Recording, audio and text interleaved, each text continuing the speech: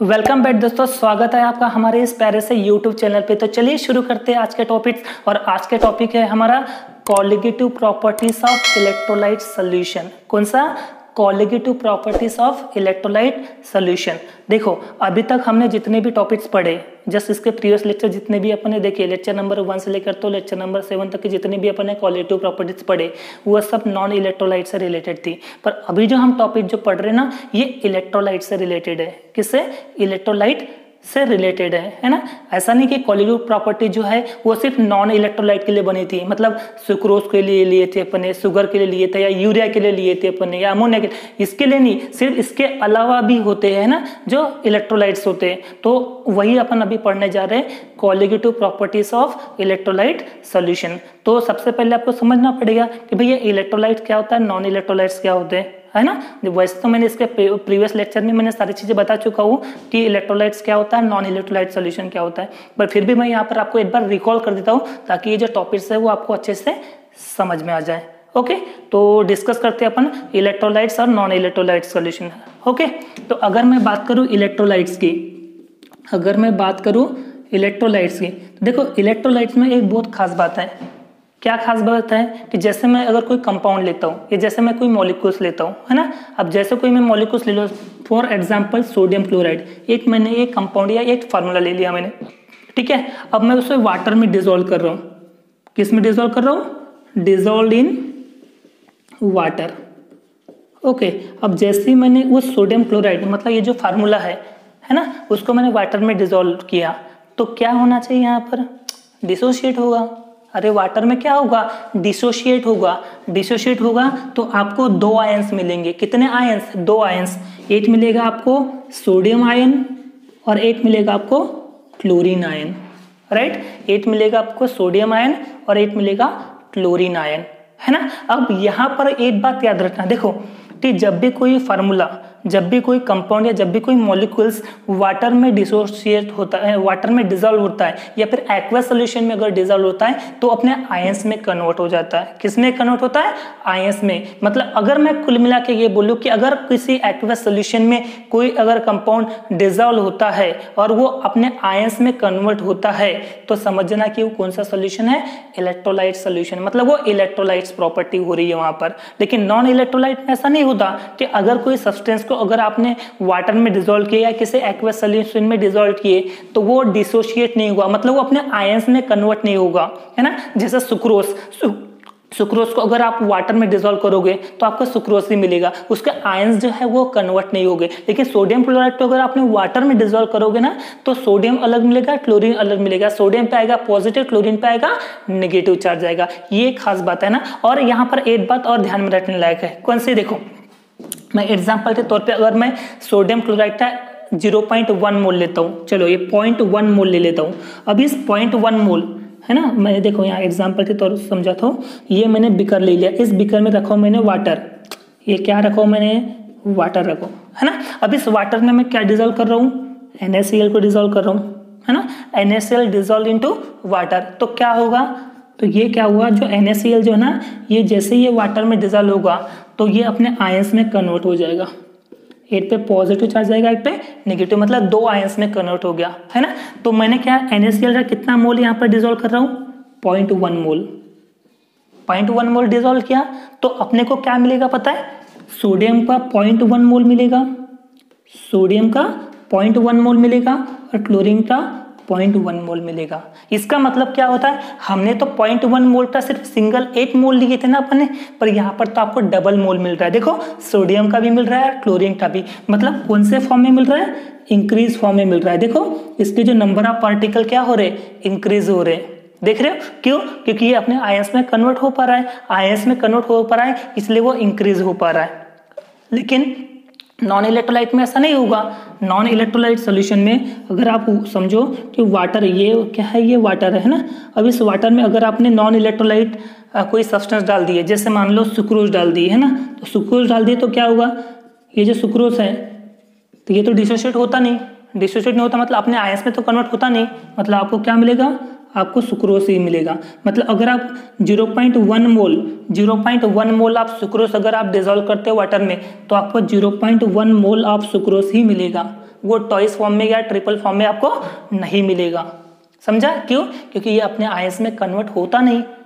Okay, तो उसे अपन कहते हैं नॉन इलेक्ट्रोलाइट। चलो, ये बेसिक टर्म तो आपको समझ में आ गई होगी, है ना। और ये इंक्रीज फॉर्म वाला समझा है ना, क्योंकि ये डिसोशिएट हो पा रहा है, इसलिए सिंगल अगर 1 मोल अगर आप ले दो तो आपको डबल मोल मिलेगा।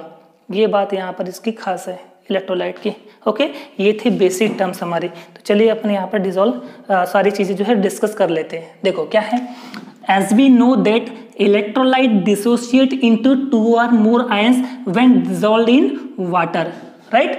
एज वी नो दैट, हमें पता है कि जो इलेक्ट्रोलाइट जो है ये जब भी वाटर में डिसॉल्व होता है तो 2 या 2 से ज्यादा आयंस में क्या हो जाता है, वो कन्वर्ट हो जाता है, right. However, non electrolyte do not, लेकिन नॉन इलेक्ट्रोलाइट के केस में ऐसा नहीं होता। अगर आप उसको वाटर में डिसॉल्व करोगे या किसी एक्वस सॉल्यूशन में डिसॉल्व करोगे, है ना, नॉन इलेक्ट्रोलाइट सब्सटेंस को, तो वो कभी भी डिसॉल्व नहीं हुआ, मतलब कभी वो डिसोशिएट नहीं हुआ, वो अपने आयन में कन्वर्ट नहीं होगा।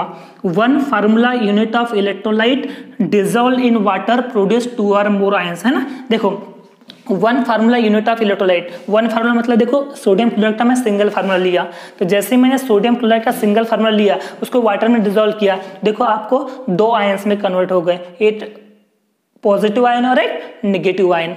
देखिए वही बोल रहा है, 1 formula unit of electrolyte dissolve in water produce 2 or more ion, है ना। तो 2 या 2 से ज्यादा आयन जो है वो प्रोड्यूस हो सकते हैं। Hence number of particle in solution increase, इसलिए नंबर ऑफ पार्टिकल क्या होते हैं, वो इंक्रीज होते हैं। बात समझ में आ रही है? क्यों इंक्रीज हो पाते हैं? क्योंकि इलेक्ट्रोलाइट है ना, तो जब इसको वाटर में जब आप डिसॉल्व करते हो तो डिसोशिएट होता है अपने आयंस में, आयंस से कन्वर्ट हो जाता है, प्लस और माइनस में कन्वर्ट हो जाते हैं, तो नंबर ऑफ पार्टिकल जो है वो ऑटोमेटिकली क्या होते हैं, इंक्रीज हो जाते हैं, राइट।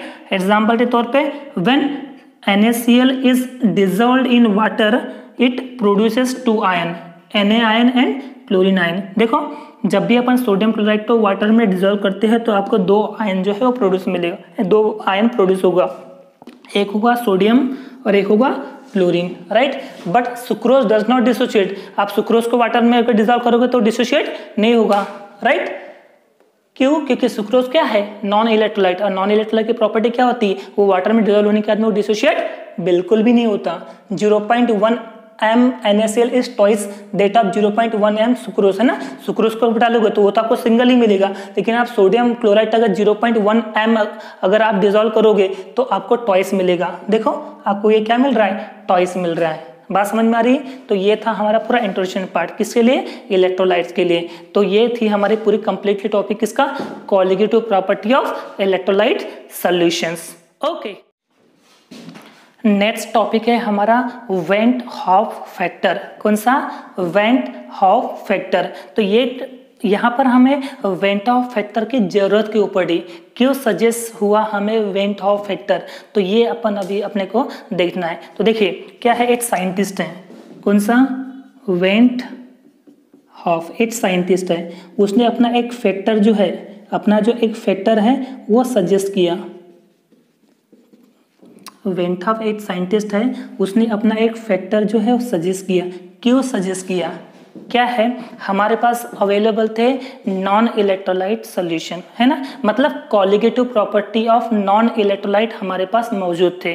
तो उस नॉन इलेक्ट्रोलाइट कोलिगेटिव प्रॉपर्टी वाले रिलेशंस को यूज करके हमें कोलिगेटिव प्रॉपर्टी ऑफ इलेक्ट्रोलाइट जो है उसको कैलकुलेट करना था, राइट। इसीलिए वेंट हॉफ ने एक फैक्टर सजेस्ट किया और उसका नाम दिया went half factor.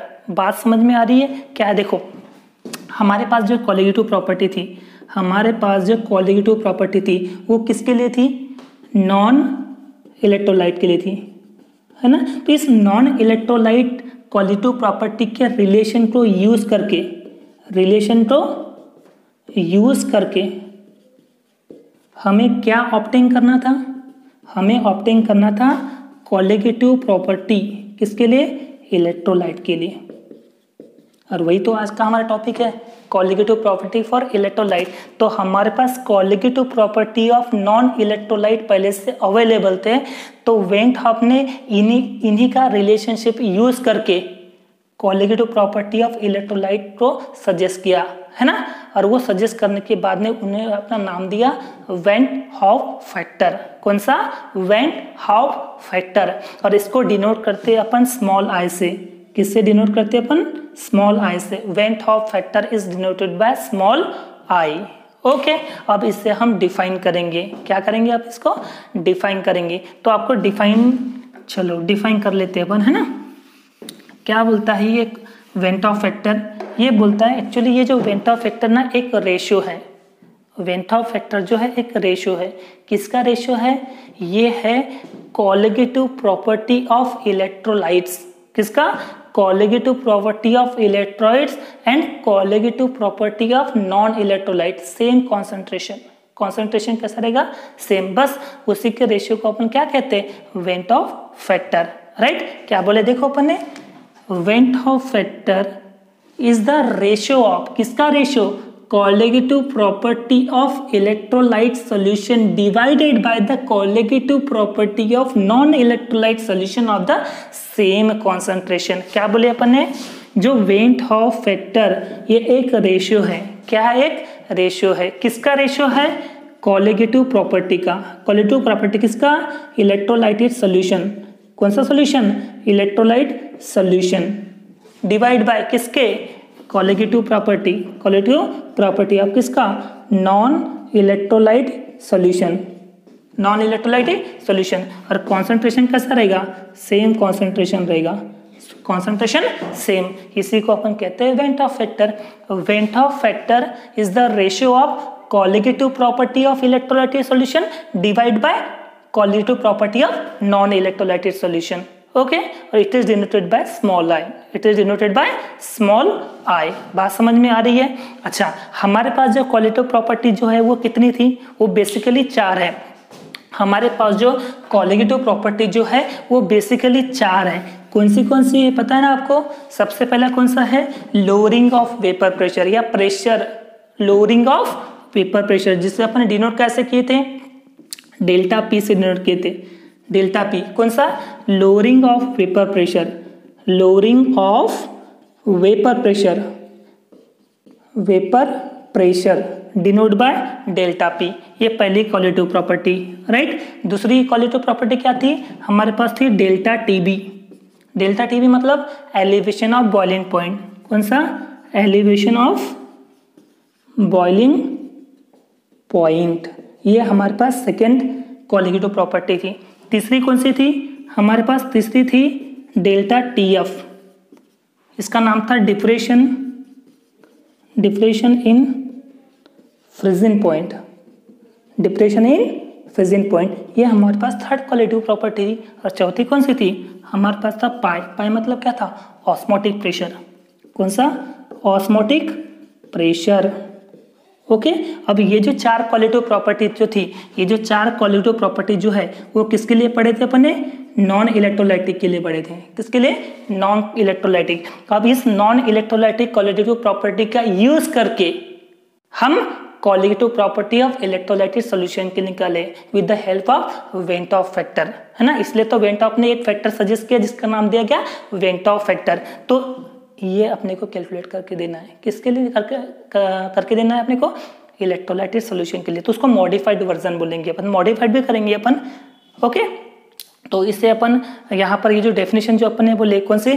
Colligative property, it is the ratio of colligative property of electrolytic solution divide by colligative property of non electrolytic solution. बरोबर। तो चलो अपन इसको ये जो चारों प्रॉपर्टीज है कौन सी? Lowering of vapour pressure, elevation of boiling point, depression in freezing point और ऑस्मोटिक प्रेशर, इसको अपन रिप्रेजेंट करेंगे। क्या करेंगे अपन? रिप्रेजेंट करेंगे। तो रिप्रेजेंट कैसे करेंगे? चलिए वो देखते हैं, है ना। Van't Hoff factor is equal to the, या van't Hoff factor is the ratio of किसका? Colligative property of electrolytic solution. तो सबसे पहले प्रॉपर्टीज कौन सी थी? सबसे पहले प्रॉपर्टी हमारे पास लोअरिंग ऑफ वेपर प्रेशर है, delta P divide by delta P not. Okay, क्यों ऐसा?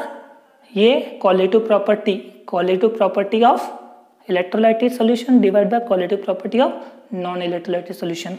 दूसरी प्रॉपर्टी कौन सी है हमारे पास? कौन सी है दूसरी? वो है हमारे पास elevation in boiling point denote by delta TB divide by delta TB naught. Okay, तीसरी कौन सी है, delta TF depression in freezing point divide by delta TF naught. और चौथा कौन सा है, ऑस्मोटिक प्रेशर, है ना, डिवाइड बाय पाई नॉट। तो इस तरह से हमने चारों क्वालिटेटिव प्रॉपर्टी को रिप्रेजेंट कर दिए, चारों प्रॉपर्टीज को क्या कर दिए अपन ने, रिप्रेजेंट, है ना। इसके अलावा भी ना वेंट ऑफ फैक्टर की डेफिनेशंस होती है, जैसे एक होती है N observed divide by N theoretical,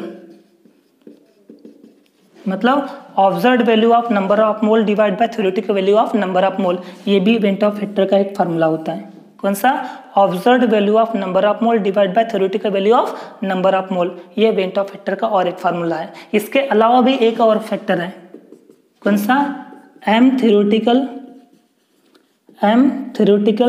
divide by M observed.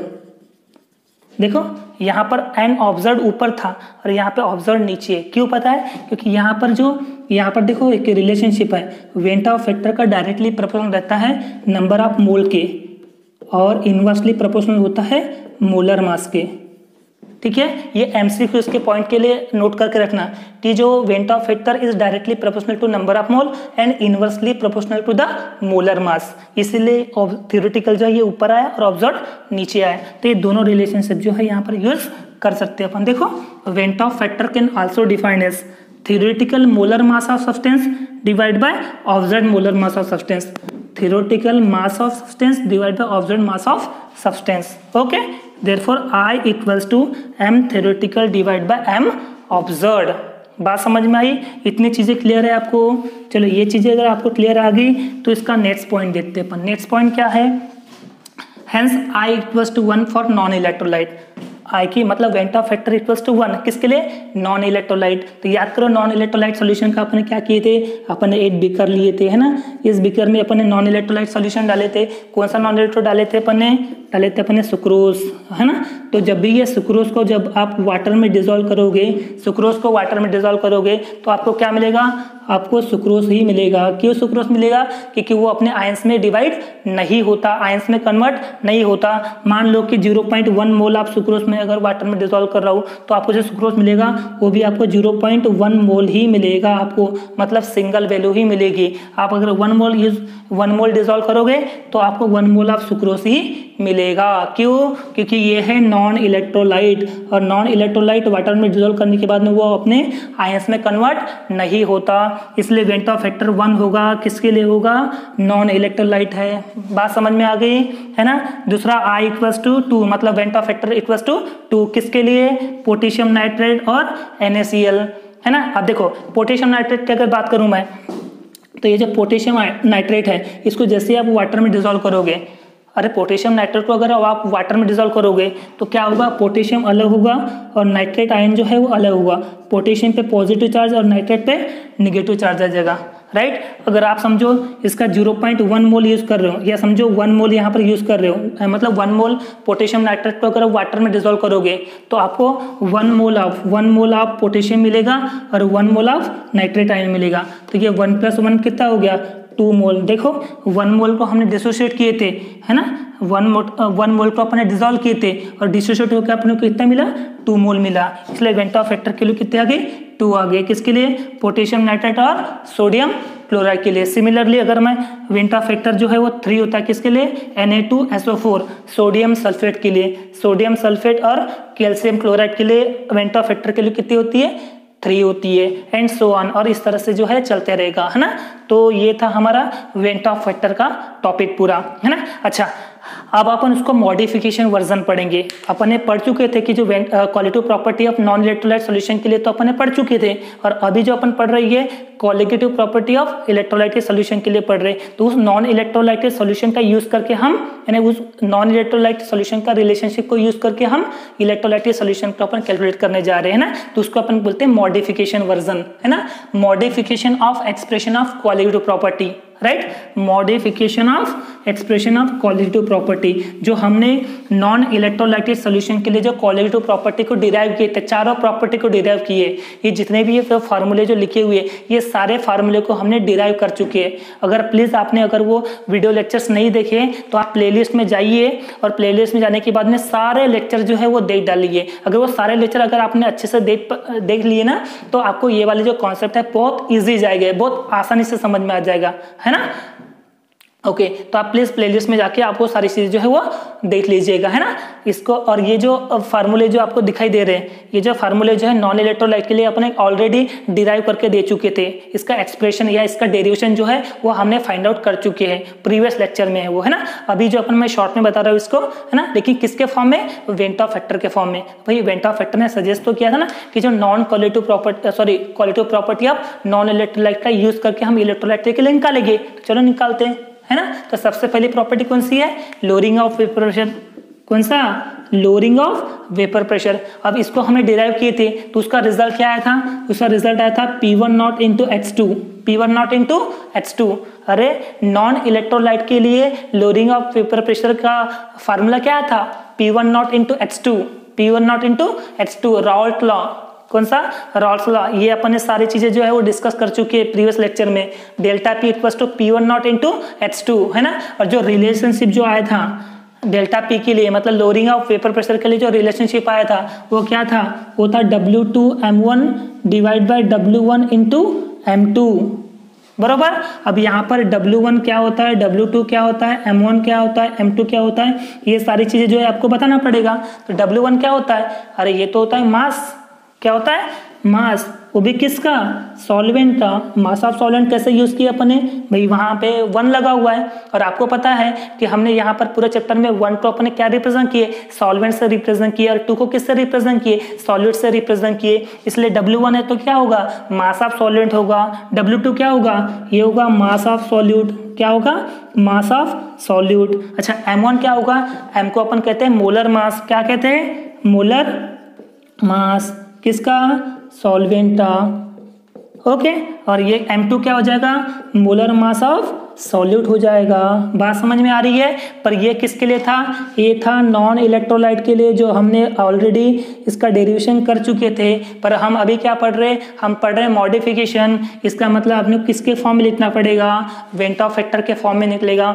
तो वेंट ऑफ फैक्टर को मल्टीप्लाई करना पड़ेगा, समझा। तो ये पहली प्रॉपर्टीज थी, कौन सी, elevation of boiling point, sorry कौन सा, लोअरिंग ऑफ वेपर प्रेशर। कौन सा, lowering of vapour pressure, lowering of vapour pressure denote by delta P. Okay, चलिए फटाफट से इसको नोट कर लीजिए। ओके, नोट कर लिए, और जैसे ये नोट हो गया अब मैं इसको रफ कर रहा हूँ। ओके, या फिर आप इसका स्क्रीनशॉट ले लिए। चलो अब मैं इसको रफ कर देता हूं। पहली प्रॉपर्टीज क्लियर है। चलो दूसरी, ओके, दूसरी क्या थी, दूसरी थी हमारे पास एलिवेशन ऑफ बॉइलिंग पॉइंट। क्या था, elevation of boiling point denote by delta TB. Delta याद करो, इसका आपने डेरिवेशन क्या निकाले थे, ये निकाले थे KB into small m, KB into small m, KB। अब यहाँ पर KB का मतलब क्या था, KB का मतलब क्या था, याद करो, ये था मोलर एलिवेशन कांस्टेंट। क्या था, मोलर एलिवेशन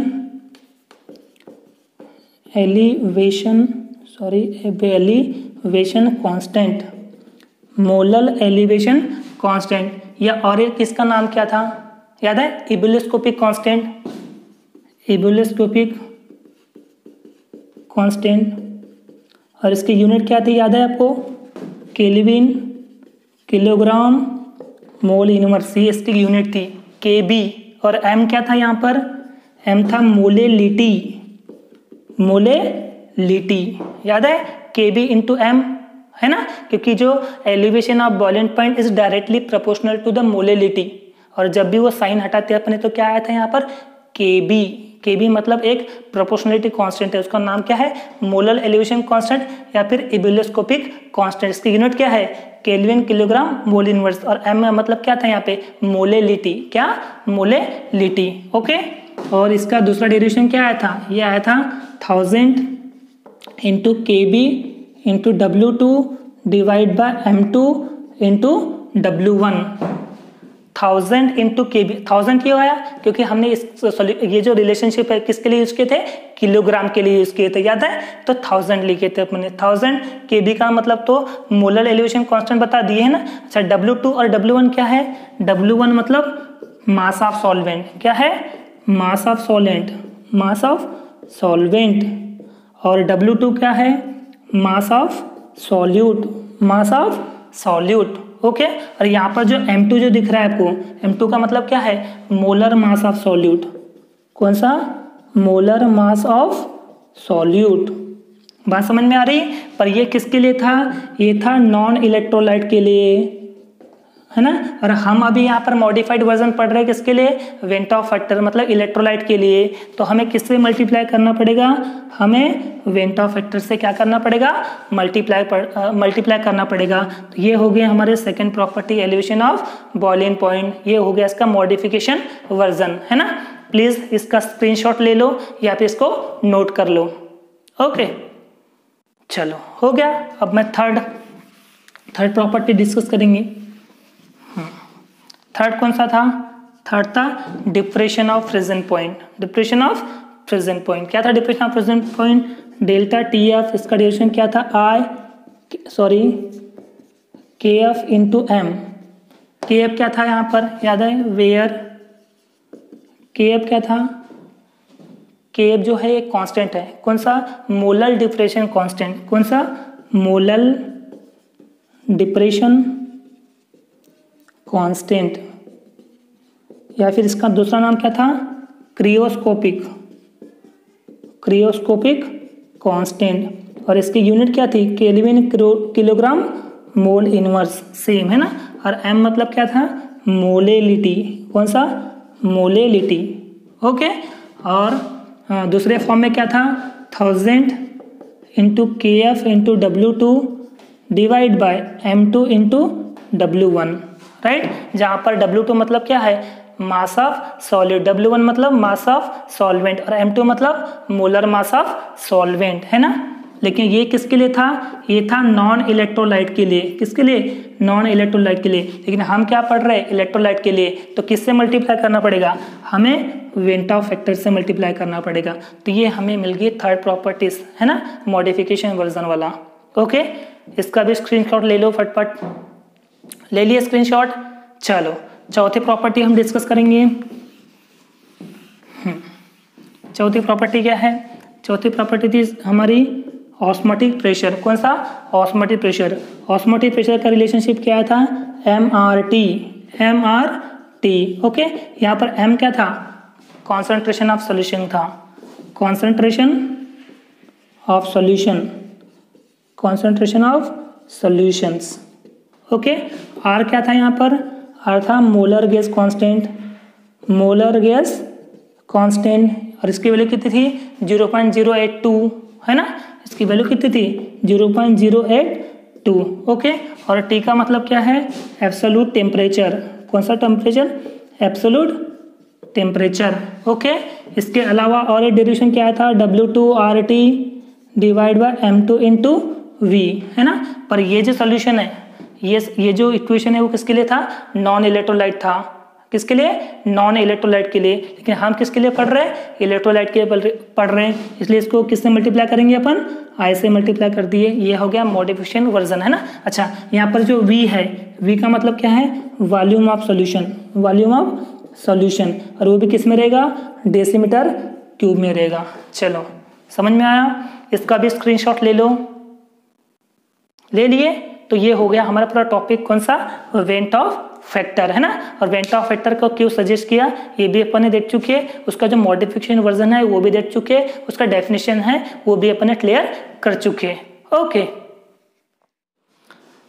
नेक्स्ट टॉपिक है हमारा डिग्री ऑफ डिसोसिएशन। कौन सा? Degree of dissociation. ओके, अच्छा, डिग्री ऑफ डिसोसिएशन को हम अल्फा से रिप्रेजेंट करते हैं। किससे रिप्रेजेंट करते हैं? हम अल्फा से रिप्रेजेंट करते हैं ना। अच्छा, ये डिग्री ऑफ डिसोसिएशन की हमको जरूरत क्यों पड़ी?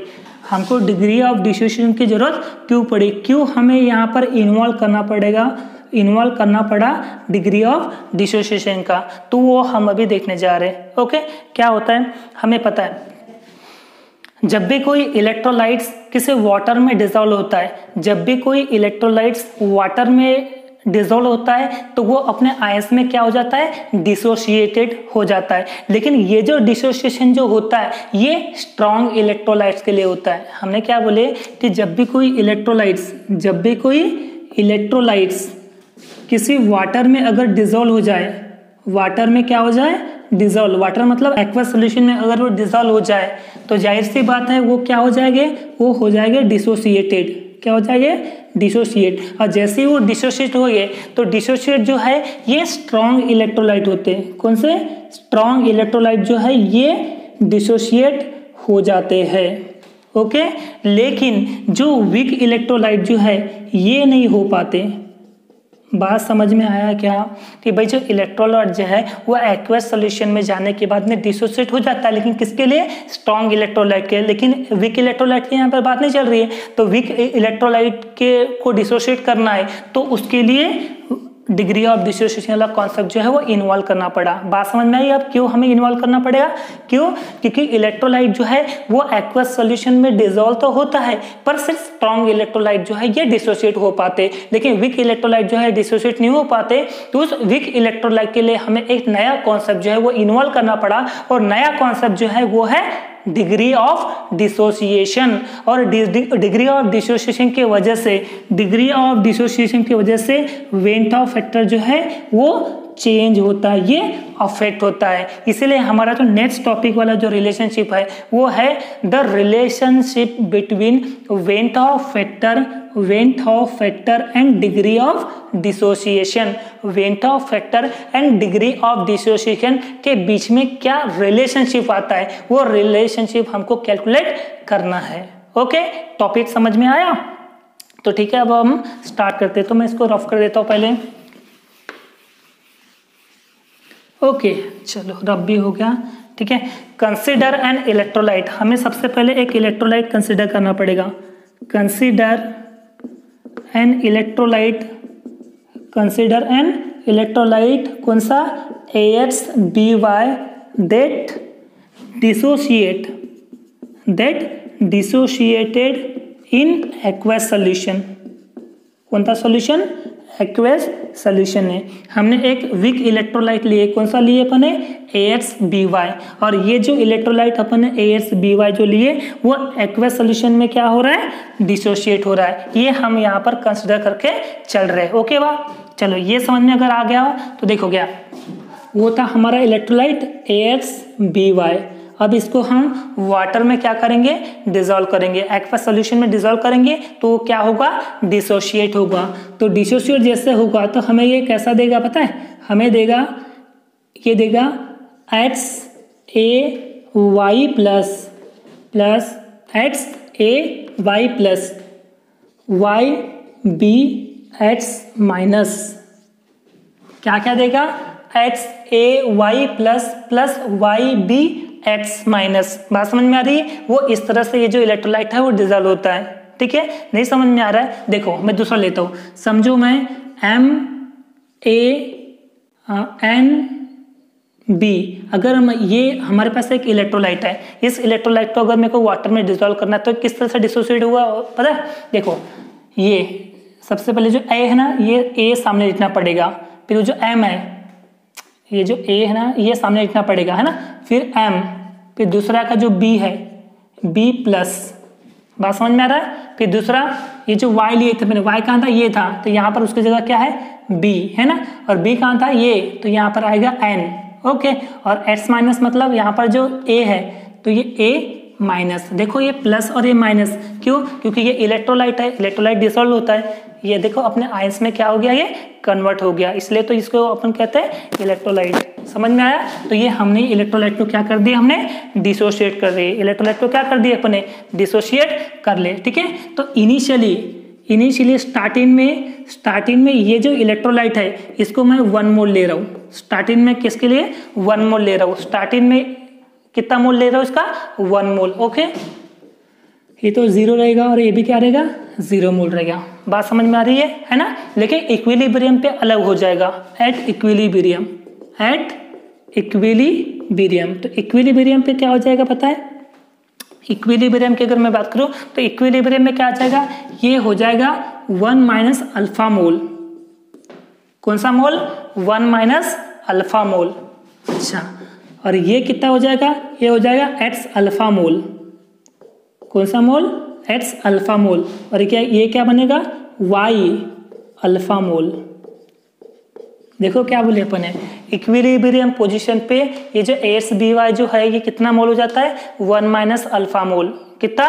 1 माइनस अल्फा मोल। और ये कितना बन जाएगा, एक्स अल्फा मोल। और ये क्या, वाई अल्फा मोल। एक्स अल्फा मोल, वाई अल्फा मोल। इतनी चीजें समझ में, अगर इतनी चीजें समझ में आई तो आगे अपन देखते हैं। सबसे पहले आपको बताना पड़ेगा इसका मीनिंग। तो अल्फा का मतलब क्या है, आपको पता है कि अल्फा का मतलब क्या है, डिग्री ऑफ डिसोसिएशन। क्या है? Degree of dissociation. ओके, अच्छा, यहाँ पर जो एक्स अल्फा है, ये जो एक्स अल्फा है, देखो एक्स अल्फा का चार्ज क्या है, पॉजिटिव चार्ज है। कौन था? पॉजिटिव। और पॉजिटिव को हम क्या देते, केटॉयन। क्या देते? केटॉयन। इसका मतलब ये हो गया मोल्स ऑफ केटॉयन। ओके, अच्छा, तो फिर वाई अल्फा क्या होना चाहिए, वाई अल्फा होगा मोल्स ऑफ एनायन। कौन सा? Moles of anion. समझ में बात आ रही है? कोई डाउट है यहाँ तक के? चलो, इतनी चीजें अगर समझ में आ गई कि अपन अल्फा का मतलब क्या होता है, डिग्री ऑफ डिसोसिएशन होता है। एक्स अल्फा क्या होता है, मोल्स ऑफ केटॉन होता है। वाई अल्फा क्या होता है, मोल्स ऑफ एनायन होता है ना? इतनी चीजें समझ में आई। तो चलो अब आगे देखते हैं। आगे है total moles after dissociation. Okay, तो डिसोसिएशन के बाद में जो टोटल मोल्स है, अब टोटल मोल डिसोसिएशन होने के बाद में जो टोटल मोल्स है वो अपने को कैसे मिलेगा, ये अपने को मिलेगा, ये जो मिल रहा है 1 माइनस अल्फा मोल, एक्स अल्फा मोल और वाई अल्फा मोल, जो अपने को इक्विलिब्रियम पे जो मिल रहा था, इस इक्विलिब्रियम पर जितने भी मोल्स मिल रहे सबको क्या कर दो, प्लस कर दो। सबको प्लस करने के बाद में हमको क्या मिलेगा, टोटल मोल। किसके बाद का? डिसोसिएशन होने के बाद में। मतलब जैसे ये डिसोसिएशन होगा उसके बाद का जो टोटल मोल्स है वो कैसे मिलेगा हमको, पूरे इक्विलिब्रियम वाले मोल्स को क्या कर दो, प्लस कर दो। कर लेते प्लस। पहला कौन सा मोल है, 1 माइनस अल्फा मोल, 1 माइनस अल्फा मोल प्लस ये कितना मोल है, एक्स अल्फा मोल, और ये कितना है, वाई अल्फा मोल। चलो इतनी बात समझ में आई। चलो इतनी अगर बात समझ में आई तो देखो आगे देखो, ये जो है ये क्या है, ये 1 है तो मैंने 1 लिख दिया। ओके, अब हर जगह से मैं प्लस अल्फा निकाल रहा हूँ। देखो यहाँ से प्लस अल्फा निकाल रहा हूँ, यहाँ से प्लस अल्फा निकाल रहा हूँ और यहाँ से प्लस अल्फा निकाल रहा हूँ, मतलब अल्फा टेकिंग कॉमन। तो अगर मैं प्लस अल्फा कॉमन निकाल दूँ तो क्या बचेगा यहाँ पर, देखो यहाँ पर बचेगा एक्स, बचेगा यहाँ पर एक्स, यहाँ पर क्या बचेगा, वाई, है ना, और यहाँ पर क्या बचेगा, -1। क्या बचेगा, -1। देखो यहाँ से मैंने अल्फा निकाला, यहाँ से अल्फा निकाला, यहाँ से अल्फा निकाला, है ना, तो यहाँ पर बच गया -1। तो देखो ये -1 आ गया। देखो ये -1 यहाँ पे बचा ना, अल्फा निकलेगा तो यहाँ पे -1 नहीं बचेगा, तो ये -1 इधर लिख लिया मैंने, एडजस्टमेंट भी कर लिया साथ में। ये -1 इधर लिख लिया, यहाँ पे x लिख लिया और यहाँ पे y लिख लिया, है ना। और आपको यहाँ पर एक चीज अज्यूम करनी पड़ेगी, let x plus y equals to number of mole. जो x प्लस वाई जो है, ये जो x प्लस वाई है ये n आपको अज्यूम करना पड़ा यहाँ पर, वेयर n मतलब क्या होता है, numbers of ion, numbers of ion. इतनी चीजें समझ में आई।